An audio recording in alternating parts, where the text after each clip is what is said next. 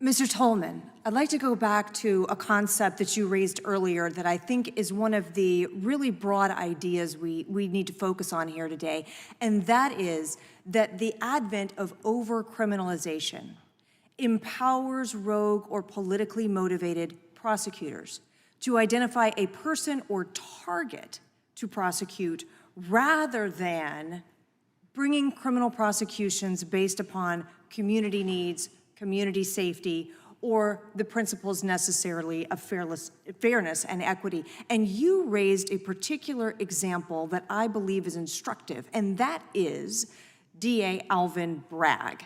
I'd like to return to him for just a moment. Mr. Tolman, it is correct, is it not, that the case that Mr. Bragg brought against President Trump is actually predicated upon a set of misdemeanors for which the statute of limitation has run? Yes, that is correct. And would you agree, Mr. Tolman, that in fact that case is a good example of over-criminalization leading to selective or what appears to be entirely politically motivated prosecution? When they have so many tools at their disposal and the ability to manipulate them, that is what over-criminalization ultimately leads to, is the use of the criminal code for something other than administration of fairness and justice. Mr. Patil, I'd like to return to testimony that you gave in your opening statement that referred to criminal conduct that was not inherently blameworthy, rather the criminalization of conduct that wouldn't inherently be identified as wrong or blameworthy. And I'd like to discuss the concept of mens rea. How do you think we could use or integrate the concept of mens rea to ensure that that type of conduct to which you refer is not criminalized?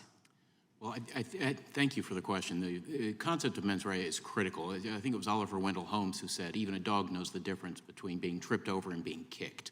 That guilty mind element is a necessary component to take away life or liberty from someone. So I think one of the things that can be done is really taking a look where this shows up more often than not is in the regulatory realm, where either Congress has given vague or an ambiguous term to an agency and the ability to criminalize behavior, or an agency is stretching beyond a little bit, maybe a little beyond what Congress had intended it to be able to do. But I think that there was a bill a number of years ago that would have simply, if there was no mens rea in a federal statute or a federal regulation, it would insert a default mens rea requirement into the regulation or the statute. And I think that that would be a huge step forward by Congress.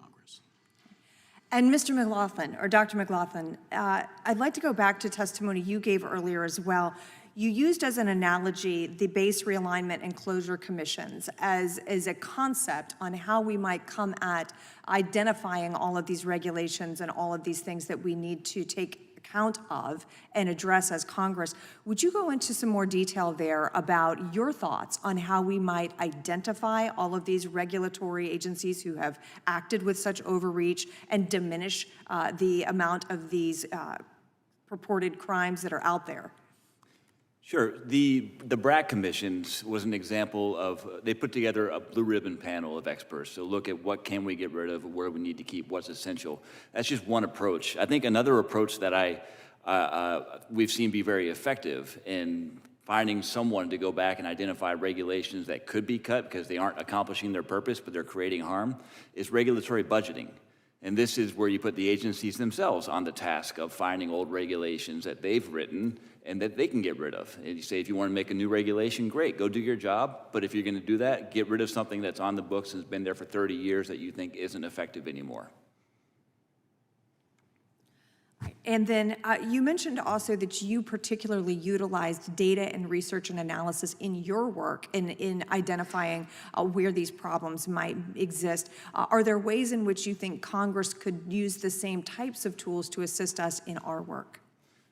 Sure. One easy example here is the dates when statutes and regulations were made and looking if they've been updated, especially regulations. I can run a computer program through the Code of Federal Regulations and find when each regulation was last updated. If something hasn't been updated in 20, 30, 40 years, maybe it's time to get rid of it, or at least look at whether it's time to get rid of it. Thank you, Mr. Chairman. I yield back.